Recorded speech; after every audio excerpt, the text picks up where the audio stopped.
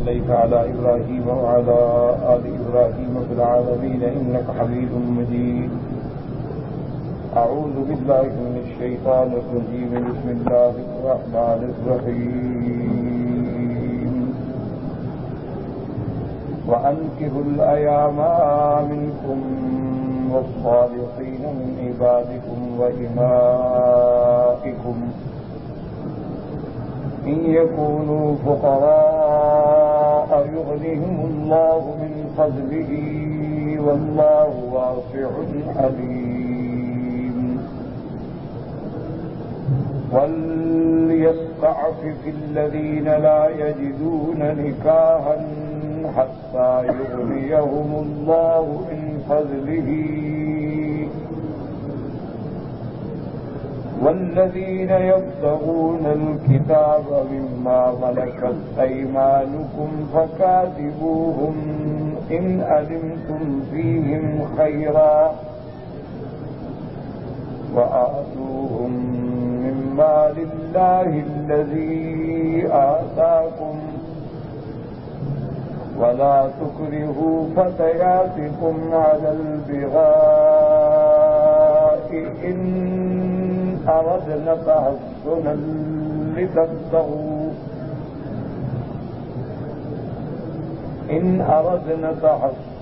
لتبتغوا أرض الحياة الدنيا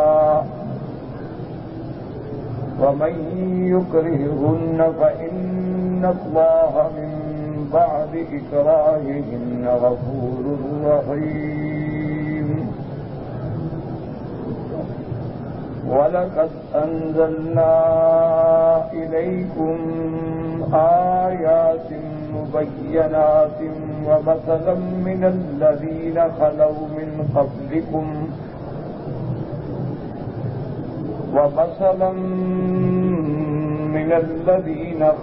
مِن قَبْلِكُمْ وَمَوْعِظَةً لِّلْمُتَّقِينَ.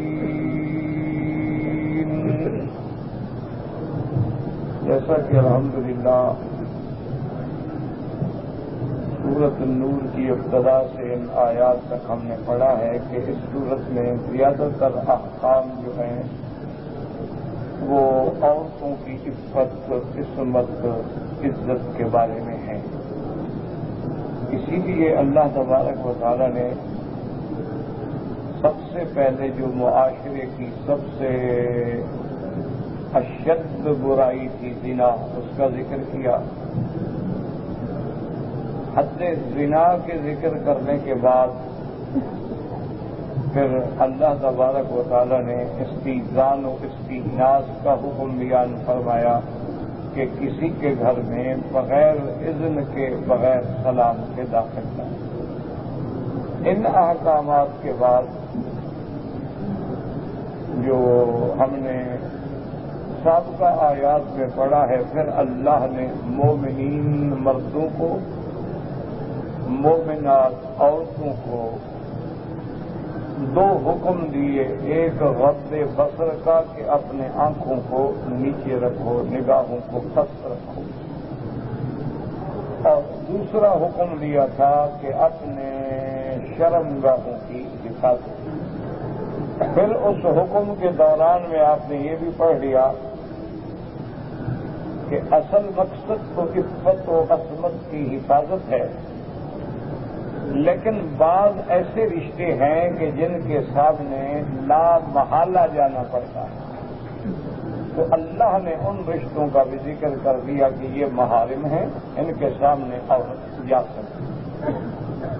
اور جو ظاہری زیب و زینت ہے وہ بھی اگر سامنے ہو تو کوئی حرج نہیں.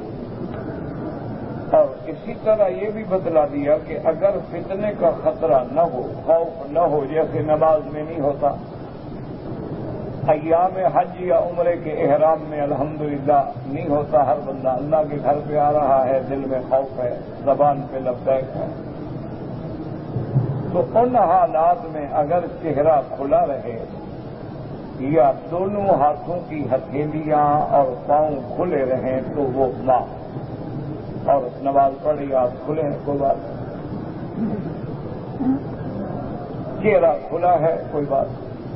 پاؤں پہ جراب نہیں ہے، کوئی بات نہیں۔ پھر اللہ نے ان محارم کی فہرست بیان کر دی کہ جیسے تمہارا باپ ہے، جیسے تمہارے شوہر ہیں، جیسے تمہارے سسر ہیں، شوہر کا باپ ہے، جیسے تمہاری اولاد ہے یا شوہر کی اولاد ہے، اسی طرح جیسے تمہارے بھائی کا بیٹا ہے، بھتیجا جس کو کہتے ہیں، اسی طرح بہن کی اولاد ہے، بھانجے ہیں، اسی طرح گھر میں باندی ہے، اسی طرح عورتیں ہیں ایک دوسرے کے سامنے لباس میں، اگر ظاہری زینت سامنے ہے تو کوئی بات نہیں۔ اور اسی طرح ایسے لوگ جو پیدائشی طور پہ اب نارمل ہوتے ہیں یا بیماری کی وجہ سے ہو گئے کہ اب ان کو کوئی ہوش ہی نہیں، کوئی عقل نہیں، اگر ایسے لوگوں کے سامنے بھی عورت اپنی ظاہری زینت کو ظاہر کر دے تو کوئی حرج نہیں۔ یا ایسے بچے اب طفل الذین یعنی نابالغ بچے، نہ سمجھ بچے، جن کو عورتوں کے ناز انداز اشوا و غمزہ کا کوئی خیال ہی نہیں، اگر ان کے سامنے بھی عورت آئے تو کوئی حرج نہیں۔ لیکن اگر بچہ سمجھدار ہے، چاہے بالغ ہے یا بالغ نہیں، کہ بعض اوقات بچے 15 سال کی عمر میں بالغ ہوتے ہیں لیکن سمجھدار تو 10 سال سے ہو گیا، 12 سال سے ہو گیا، 14 سال سے ہو گیا، سمجھتا ہے کہ عورت کیا چیز ہے، تو ان کو نام ہے، ان سے یعنی پردہ۔ اسی طرح اللہ نے یہ حکم بھی دے دیا کہ جیسے زمانہ جاہلیت کی عورتیں چلتے ہوئے اپنے پاؤں کو زمین پہ مارتی تھی تاکہ ان کے زیور کی آواز سے لوگ متوجہ ہوں، مسلمان عورت کو یہ بات دیکھنی تھی۔ بلا یضربن بارجلہن، اپنے پاؤں کو ٹھک ٹھک کر کے نہ چلے، ادب سے چلے۔ اور آخر میں اللہ نے حکم دیا وتوبوا الی اللہ جمیعا، مرد ہو، عورتیں ہو، بڑے ہو، چھوٹے ہو، سب اللہ کی طرف لوٹو۔ توبہ اللہ کی طرف لوٹنے میں اسی میں تمہاری کامیابی ہے، لعلکم تفلحون، جب اللہ کی طرف لوٹو گے تو کامیاب ہو جاؤ۔ اور لوٹنے کا معنی صرف یہ نہیں ہوتا کہ آدمی زبان سے کہتے میری توبہ استغفر اللہ نہیں، رجوع الی اللہ کا معنی یہ ہوتا ہے کہ اپنے ان سب محرمات، منکرات، فواحشات، منہیات کو چھوڑ کے اللہ کی طرف لوٹو۔ اب اللہ کی فرما برداری اختیار، اللہ کے احکام پہ چلنے کی پوری سعی کر۔ توبہ کرنا جو ہے اصل بات یہی ہوتی ہے کہ آدمی اس گناہ کو چھوڑ دے اور جو غلطی ہو گئی ہے اس پہ شرمندگی اور ندامت محسوس کرے۔ اسی لیے حضور پاک نے فرمایا کہ مومن کے ایمان کی علامت یہ ہے کہ اگر اس سے کبھی گناہ ہو جائے وہ سمجھتا ہے کہ میں کسی پہاڑ کے نیچے آ گیا، اور جب ایمان نہ ہو تو وہ سمجھتا ہے جیسے مکھی بیٹھی تھی اڑا دیا، وہ بات ہی نہیں، ہو گیا تو ہو گیا، کیا ہو گیا۔ اور بعض لوگ تو پھر اتنے جری ہو جاتے ہیں کہ ان کو گناہ ہی نظر نہیں آتا،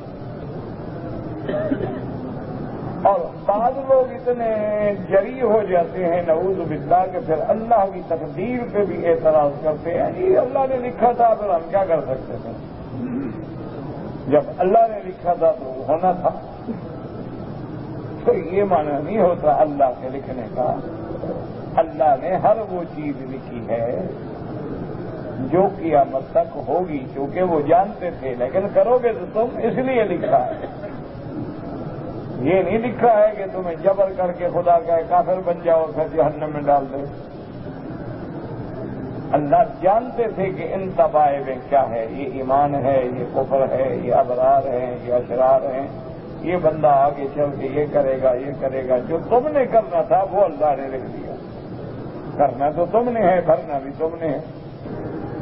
اب اس کے بعد اللہ تبارک و تعالی آج کے سبق میں جو ہم نے آیات پڑھی ہیں ان میں نکاح کا حکم دیتے ہیں، اس لیے کہ قانون اسلام جو ہے وہ اتنا جامع کامل مکمل ہے اور اتنا اس میں اعتدال ہے. یہ نہیں ہے عیسائیت کی رہبانیت کی طرح کہ ان میں جو راہب بنتے تھے مرد ہوں یا عورتیں وہ فیصلہ کر لیتے تھے ہم ساری زندگی دودھ نہیں پیئیں گے، گوشت نہیں کھائیں گے، شادی نہیں کریں گے، مجرد رہیں گے. اسلام ایسی باتوں کا حکم نہیں دیتا. اسلام نے اگر زنا کو حرام کر دیا، عورت کا عورت سے سحاق کرنا جو ہے حرام کر دیا، مرد کا مرد سے بدفعلی کو حرام کر دیا، لیکن بندے میں تقاضا تو ہے شہوت کا، وہ کیا کرے؟ ہر انسان میں اللہ نے جو قوتیں رکھی ہیں وہ قوات ملکیہ بھی ہیں اور قوات حیوانیہ بھی ہیں. اللہ تبارک و تعالیٰ نے انسان میں جہاں قوت علمیہ رکھی ہے، قوت نظریہ رکھی ہے، قوت فکریہ رکھی ہے، وہاں حیوانیہ اور شہوانیہ بھی تو رکھی ہے.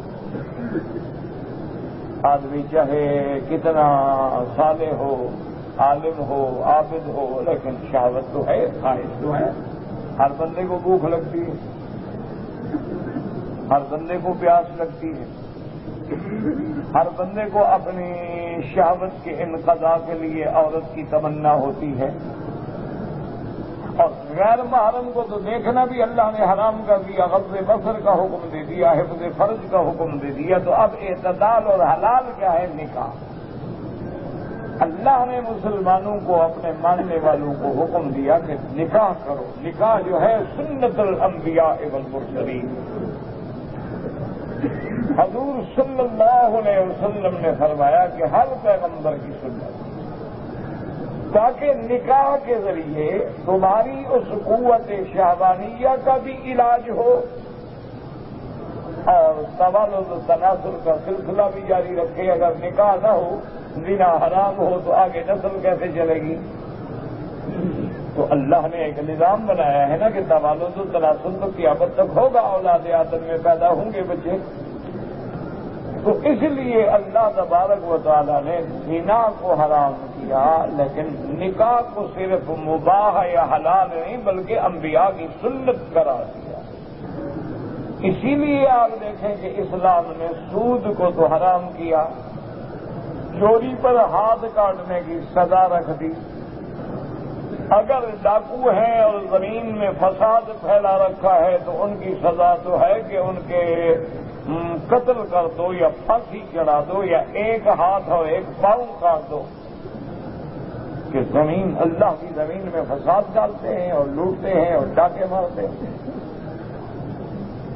تو اب جب ڈاکہ بھی حرام، چوری بھی حرام، سود بھی حرام، تو معاملات تو چلیں گے. وہ کیسے چلیں؟ فرمایا تجارت کرو. لا تأكلوا أموالكم بينكم بالباطل إلا أن تكون تجارة. تجارت کرو، بے شراء کرو، دوسرے ملکوں سے مال منگا کے بیچو، اپنے ملک کا مال باہر بھیجو، ان پہ نفع حاصل کرو. تو اگر اللہ نے سود کو حرام قرار دیا، تجارت اور نفع کو حلال قرار دیا کہ آدمی نے معاملات تو شرعی ہے، یہ دنیا کیسے چلے گی؟ باقی یہ بحثیں کہ جی بینکوں کے بغیر نظام کیسے چلے گا، یہ باتیں اصل میں اس لیے مشکل نظر آتی ہیں کہ صدیوں سے ہم پر ایک یہودی نظام اقتصادی مسلط ہے. اسی میں ہماری کئی نسلیں پیدا ہوئی، جوان ہوئی، مر گئیں، اس لیے ہمیں دوسرا سمجھ ہی نہیں آتا. ورنہ آپ دیکھیں کہ رحمت دو جہاں سیدنا محمد مصطفیٰ صلی اللہ علیہ وسلم اور آپ کے خلفائے راشدین یعنی کے زمانے میں کہاں 80 لاکھ مربع میل پہ اسلام کا پرچم ماشاء اللہ لہرایا. تو کیا وہ کاروبار نہیں کرتے تھے؟ وہ تجارتیں نہیں ہوتی تھی؟ ایک دوسرے سے ملک سے مال سامان، حضرت پاک نے خود تجارت فرمائی. حضور صلی اللہ علیہ وسلم خود مکہ سے سامان شام لے گئے، پھر شام مال بھیجا، پھر وہاں سے خریدا مکہ لے آئے، پھر یہاں بھیجا۔ سیدنا ابو بکر رضی اللہ تعالیٰ عنہ خود بہت بڑے کپڑے کے تاجر تھے۔ اسی طرح سیدنا عثمان رضی اللہ تعالیٰ عنہ اور بڑے بڑے صحابہ ہیں جو بہت بڑے بڑے تاجر تھے، بہت بڑے بڑے کاروبار تھے ان کے، محدثین، مجتہدین، فقہاء، علماء میں بڑے بڑے تاجر۔ یہ نہیں ہے کہ اسلام سود کو تو حرام کر دے اور تمہارے لیے کوئی ذریعہ ہی نہ رکھے کاروبار کا۔ اس کی ایک چھوٹی سی مثال ہے کہ آج سے کچھ عرصہ قبل میرا ایک دوست ہے، اس نے مجھ سے مسئلہ پوچھا کہ حضرت میرے بچے ہیں، 2 لڑکے ہیں اور 2 لڑکیاں ہیں، اب ان کی عمر تقریباً یوں سمجھ لیں 8، 9، 10، 11، 12 سال ایسے عمریں ہیں، تو صاف ظاہر ہے کہ ان کو پڑھنا بھی ہے، پھر شادیاں بھی ہیں، تو ماں باپ کو تو فکر ہوتی ہے نا، اور شرعاً بھی ذمہ داری ہے ماں باپ کی کہ اپنے بچوں کے لیے اچھے گھر ڈھونڈیں، اچھے بر ڈھونڈیں، اپنی طرف سے کوشش کریں، باقی نصیب۔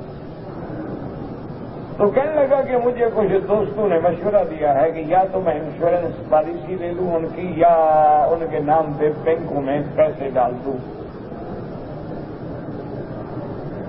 تو آج اگر میں مثال کے طور پہ 5 لاکھ روپے ایک بچے کے نام پہ ڈال دیتا ہوں تو اتنے عرصے کے بعد وہ 10 لاکھ ہو جائے گا، تو آرام سے اس کی شادی کا مسئلہ حل ہو جائے گا۔ میں نے اس کو سمجھا، کہا بھائی یہ تو سود ہے، بینک میں آپ ڈالیں گے سود ہے، انشورنس پالیسی لیں گے تو جوا بھی ہے، سود بھی ہے، یہ تو دونوں حرام ہیں۔ حضرت پھر پیسہ محفوظ رکھنا بھی بڑا مشکل ہے، انسان ہے پیسہ پڑا ہو تو کسی نہ کسی کام میں لگ جاتا ہے۔ میں نے کہا تم اپنے بچوں کے نام پہ ایک پلاٹ لے کے ڈال دو،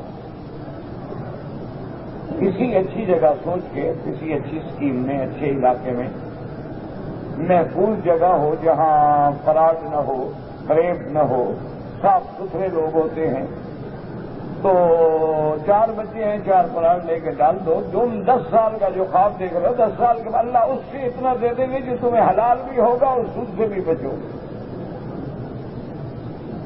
اس نے الحمدللہ بات مان لی، پلاٹ لے لیے۔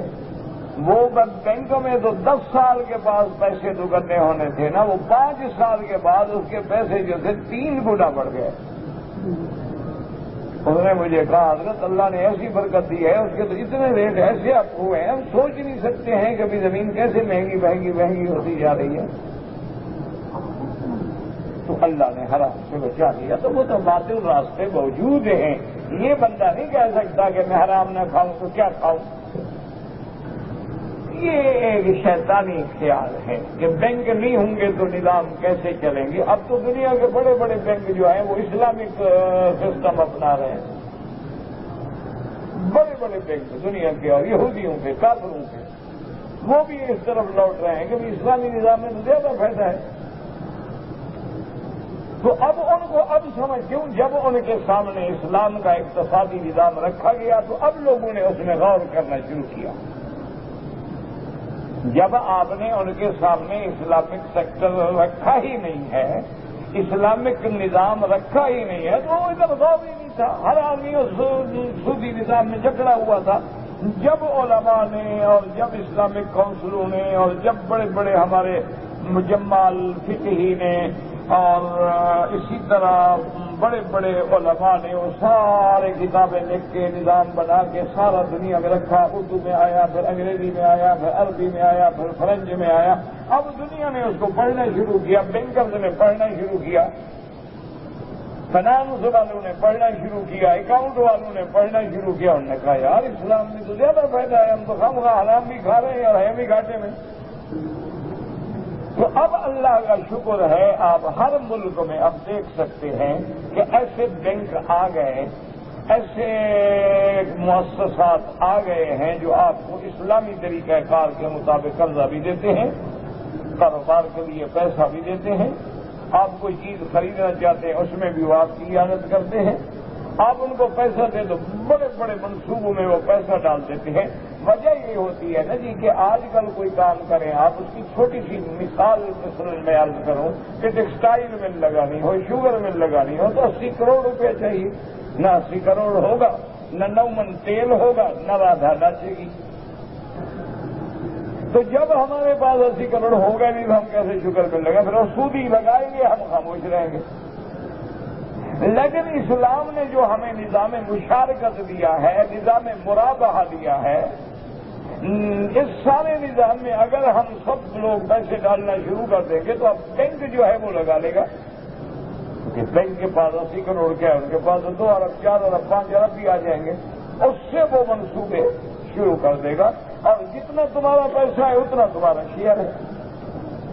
تمہارے 10 لاکھ ہیں، اس کے 50 لاکھ ہیں، اس کے 60 لاکھ ہیں، اس کے 2 لاکھ ہیں، سال کے بعد جب نفع آئے گا اسی شیئر کے مطابق تقسیم ہو جائے گا، کبھی زیادہ کبھی کم۔ تو اب اسلامک بینکنگ جو ہے وہ بھی میدان میں آ گئے ہیں۔ ٹھیک ہے، ابھی آپ ان کو کہیں کہ آج پہلے دن وہ خلفائے راشدین کا دور زندہ کر دیں، یہ تو نہیں ہوگا، ان میں بھی ابھی کچھ نقص ہیں، لیکن گاڑی چل تو پڑی ہے نا، پٹڑی پہ تو آ گئی نا، اب آہستہ آہستہ سپیڈ بھی پکڑ لے گی جیسے جیسے انجن قوی ہوتا جائے گا۔ تو اس لیے یاد رکھیں کہ اسلام نے زنا کو حرام قرار دیا، غیر محرم عورت سے خلوت کو حرام قرار دیا، غیر محرم عورت پہ نظر ڈالنے کو حرام قرار دیا، امرد لڑکے بیریش لڑکوں پہ نظر ڈالنے سے حرام قرار دیا، ان سے الگ بیٹھنے میں شہوت کے خطرے سے حرام قرار دیا، لواطت کو حرام قرار دیا، عورتوں سے نعوذ باللہ سحاق کہتے ہیں عربی میں اس کو حرام قرار دیا۔ تو اب بات یہ ہے کہ بندہ جائے کی طرف ہے نہیں، نکاح کرو۔ اچھا، اب جناب یہ ہے کہ یورپ میں یا کسی کافر ملکوں میں وہاں تو ٹھیک ہے نا جی، عورت بھی آزاد ہے، مرد بھی آزاد ہے، دونوں انسان نہیں حیوان ہیں، جہاں گھاس دیکھا چل لیا۔ تو اب ایک بندہ کہتا ہے جی کہ میں تو بڑا جوان ہوں، تندرست ہوں، میری صحت ہے، قوت ہے، طاقت ہے، اور ایک بیوی سے میرا گزارا نہیں ہے، اس کو 8 دن حیض ہو تو میں کدھر جاؤں؟ 40 دن کے لیے نفاس میں پلید ہے تو میں کہاں جاؤں؟ حاملہ ہو گئی ہے، ڈاکٹر نے منع کر دیا ہے، تو اب میں کہا میں اپنے پھر میں گناہ کروں گا؟ نہیں، تم 1 کے بجائے 2 کر لو۔ اچھا جی، اللہ نے مجھے دولت دی ہے، طاقت دی ہے، اور 2 جو ہے میرے لیے وہ بھی مکتفی نہیں ہو سکتی ہیں، پھر میں 3 کر لوں۔ اچھا 4 کر لو۔ اس لیے قرآن نے حکم دے دیا کہ فانکحوا ما طاب لکم من النساء مثنی وثلاث ورباع، اور جہاں 4 کی اجازت دے دی وہاں 7 تنبیہ بھی کر دی، فإن خفتم الا تعدلوا فواحدۃ، فرمایا اگر ڈرتے ہو کہ انصاف نہیں کر سکو گے تو بس پھر 1 سے گزارا کرو، یہ تو تمہاری کمزوری ہے نا، تم انصاف نہیں کر رہے ہو تو اللہ نے روکا ہے۔ اگر تم دونوں میں انصاف کر سکتے ہو، میرے عرب دوست ہیں، وہ ایک دفعہ میں نے دیکھا تو ماشاء اللہ اس سے پوچھا بھی بعد میں نے، تو نے کہا میری 4 بیویاں ہیں۔ اچھا، ہر بیوی کا ایک جیسا لباس، اور اس نے کہا دیکھیں جی میں تو کپڑا خریدتا ہوں الحمدللہ، تھان لے آتا ہوں، بھی ایک ہی تھان ہے، کاٹ لو اپنا اپنا، یہ نہ کہے کہ اس کا اچھا ہے اور میرا اچھا نہیں۔ برقعے لینے ہیں 4 لوں گا۔ اسی طرح انہوں نے کہا کہ ان کے جو کمرے ہیں ان میں کارپیٹ ڈالنا ہے، قالین ڈالنا ہے، تو میں ان کو کہتا ہوں کہ چلو دکان پہ پسند کرو اور ایک جیسا اٹھاؤ، اگر رنگ میں تمہاری کوئی دلچسپی کا فرق ہے تو اپنی رضامندی سے فیصلہ کرو۔ اس نے کہا میں نے الحمدللہ کھانے میں، پینے میں، نان میں، نفقے میں، لباس میں، کپڑے میں عدل کیا ہے، میرے اوپر تو اللہ کا بڑا شکر ہے، 4 بیویاں میری ایک گھر میں رہتی ہیں، اور ان کا آپس میں بھی اتنا پیار ہے کہ نمبر 1 کے بچے 2 پالتی ہے، 2 کے بچے 1 والی پالتی ہے. وہ اس کو ماں کہتے ہیں، وہ اپنی ماں کو ماں بھی نہیں کہتے. وہ پیار وہ کرتی ہے بچے سے، تو جو پیار کرے گا وہی ماں ہے نا. ان کا پیدا ہو وہ بچے اٹھا لیتی، اس کا بچہ پیدا وہ پال لیتی. اب وہ دونوں اتنے غلط فہمی میں ہیں، وہ اس کو ماں کہتے ہیں، وہ اس کو ماں کہتے ہیں. وہ اس کے کمرے میں سوتے ہیں، وہ اس کے کمرے میں سوتے ہیں، اپنی ماں کے پاس جاتے ہی نہیں. وہ بیچاری پیچھے بھاگتی رہتی ہے، میں تمہاری ماں ہوں. کہتے نہیں ہماری ماں تو وہ ہے. تو یہ اگر تم عدل و انصاف نہ کرو، ایک بیوی کو لے کر سعودی عرب آ گئے ہو، عبادت کر رہے ہو، اور دوسری تمہیں لانتیں بھیج رہی ہے، تو تمہارا گناہ ہے. ایک بیوی کو تو ماشاءاللہ جی میں نے 3 حج کرائے ہیں، اور دوسری کو کبھی عمرہ ہی نہیں کرایا. انشاءاللہ وہ بھی جھولیاں اٹھا اٹھا کے بددعائیں تو دے سکتی ہے نا، کچھ بھی نہ کرے. ایک بیوی کے لیے تو تم نے ماشاءاللہ مکان بنا دیے، اس کے بچوں کو تم نے گاڑیوں میں رکھا ہوا ہے، دوسری کے بچے دھکے کھا رہے ہیں اور پرانے قبروں میں پڑے ہوئے ہیں. تو اللہ تو دیکھ رہے ہیں. یہ تو تمہارا ظلم ہے نا. اسلام کے قانون میں تو کوئی کمی نہیں. اس طرح کے ظلم جو ہے وہ غیر شادی شدہ بھی کرتے ہیں، اپنی ماں باپ کو تنگ کر دیتے ہیں. اسلام کا قانون بڑا عادلانہ ہے کہ بھی 1 شادی کر لو، 2 کر لو، 3 کر لو، 4 کر لو.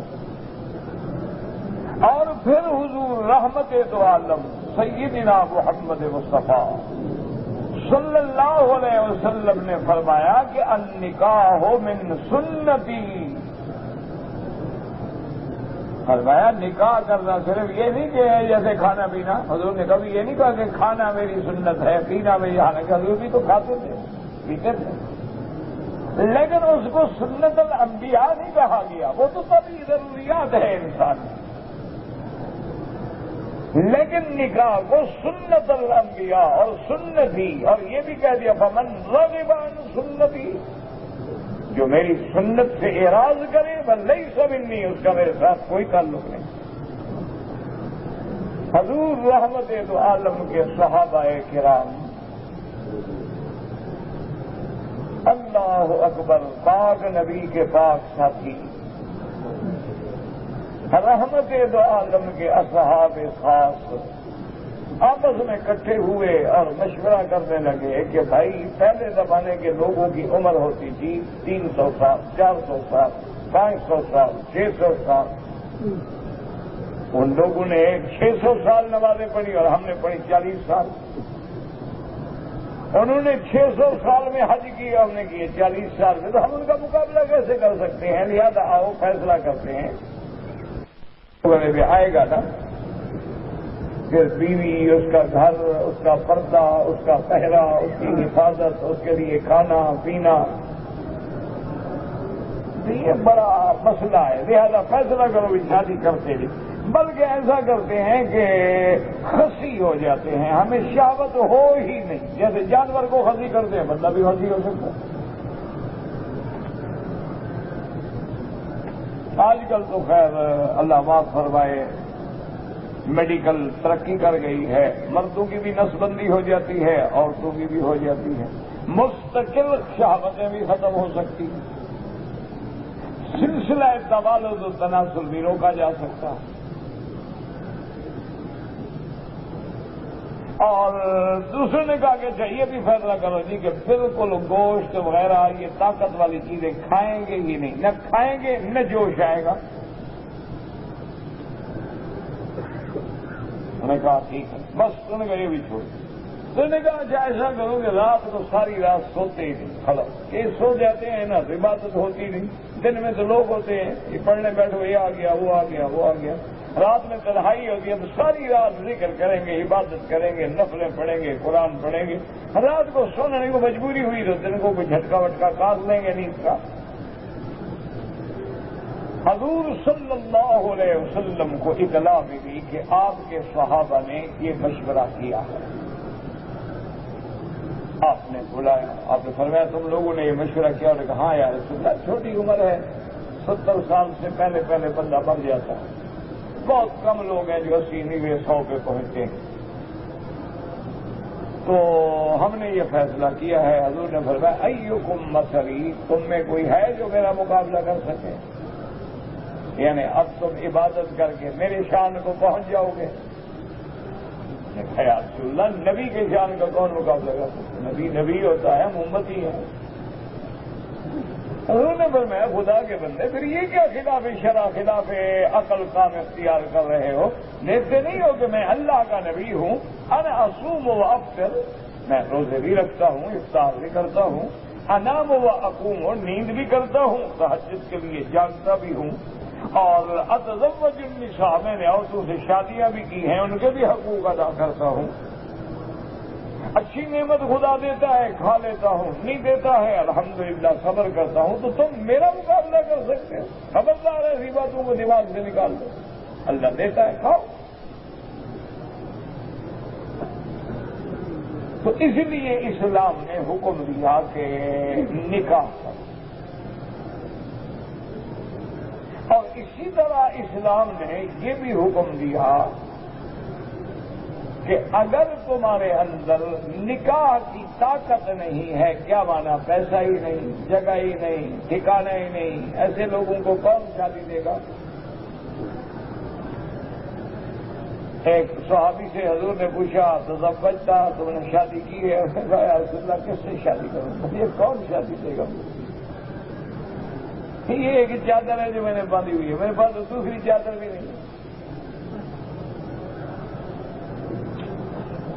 تو اس لیے ایسے حالات ہوں تو پھر کیا کرو؟ مثلا ایک آدمی شادی تو چاہتا ہے، طاقت بھی ہے، تندرست بھی ہے، صحت بھی ہے، عورت کے حقوق ادا کرنے کی قوت بھی رکھتا ہے، لیکن غریب ہے، پیسے نہیں ہیں، تو وہ کہاں سے شادی کرے گا؟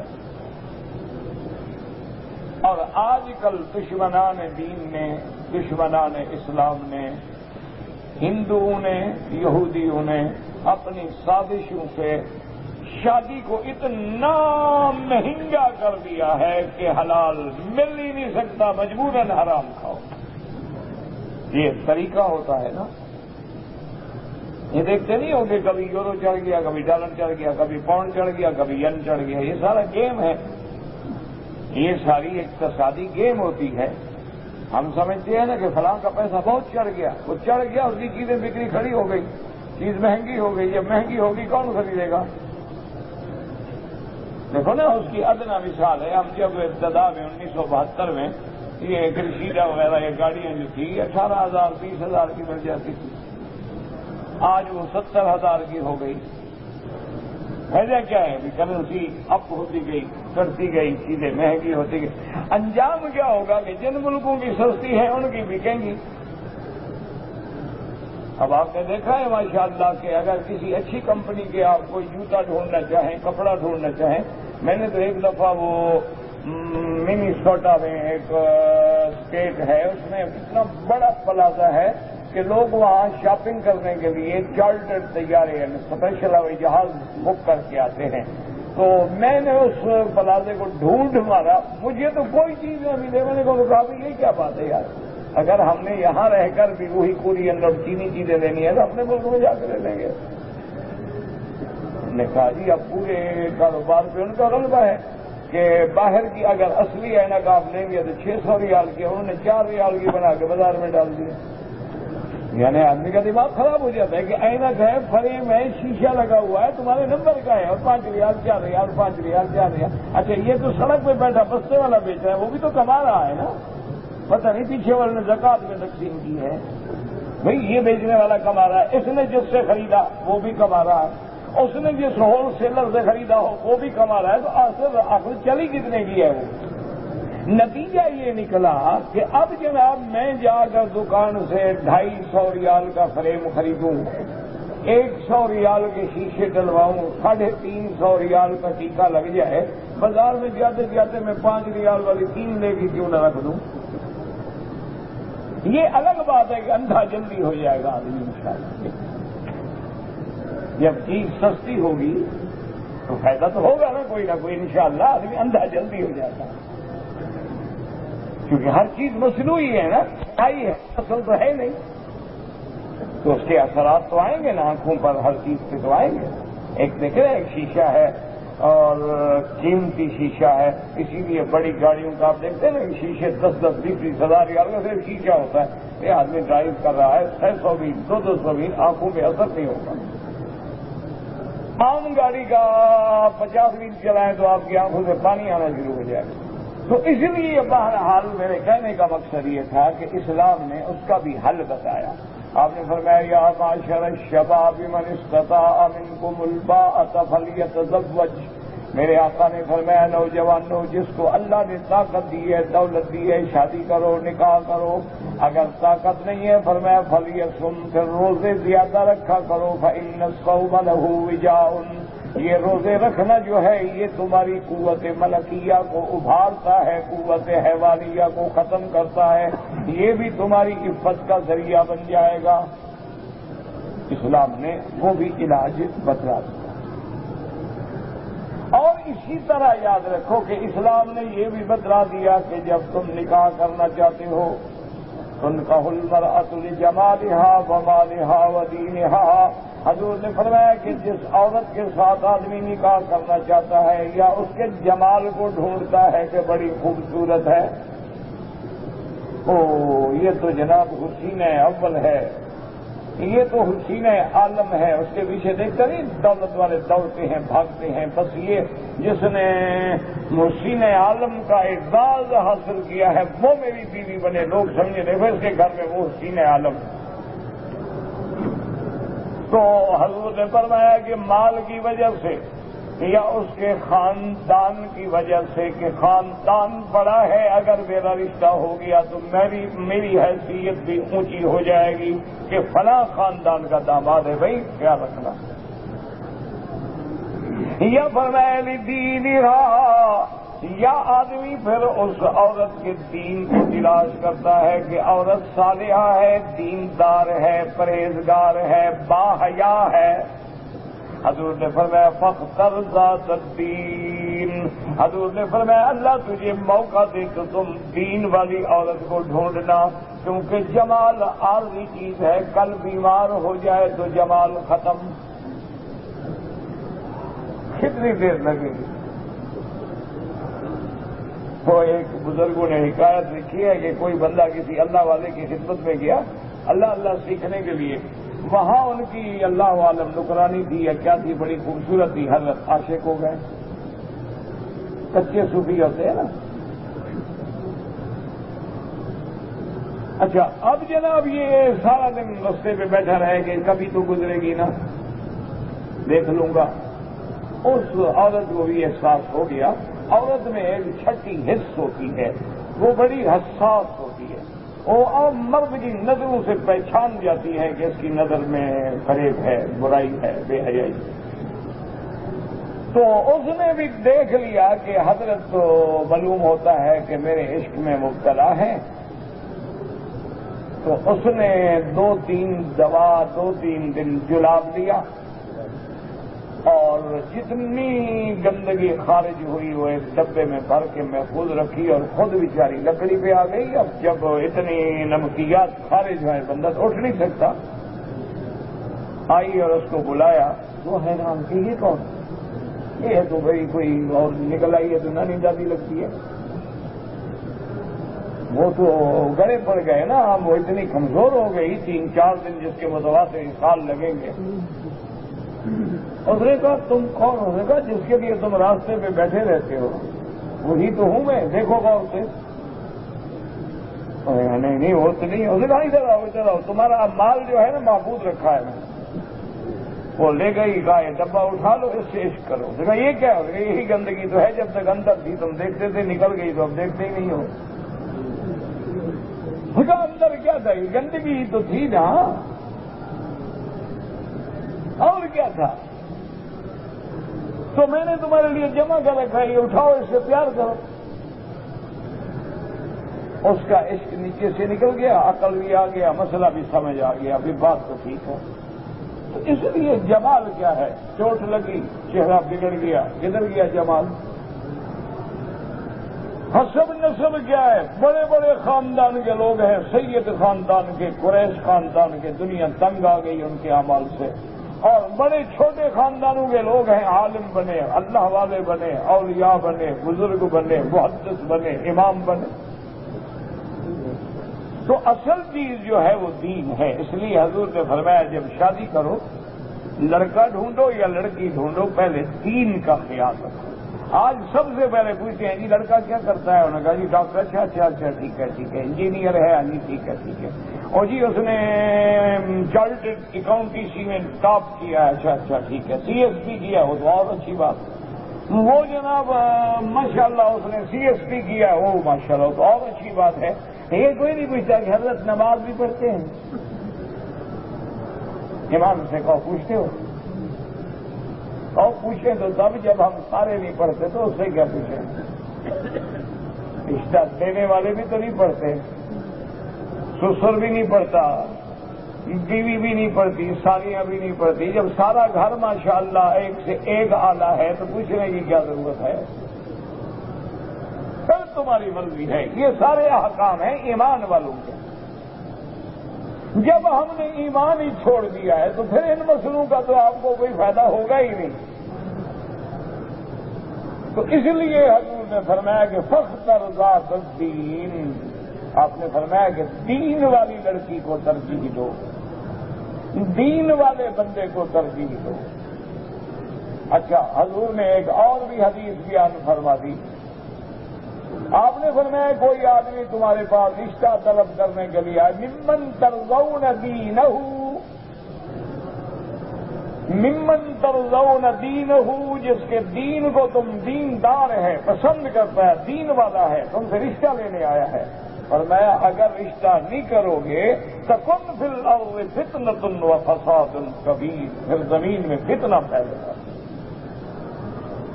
کہ اگر ایک بندہ رشتے کے لیے آیا ہے، دین والا ہے، دیندار ہے، بس قبول کر لو، اور زیادہ حجتیں نکالنے کی کوئی ضرورت نہیں. اچھا اسی طرح یاد رکھیں ایک مسئلہ اور ہے کہ اگر ایک آدمی رشتہ کرنے کے لیے آیا ہے اور وہ فقیر ہے، ان یکونوا فقراء، راستہ دے دو بھی کیا ہے.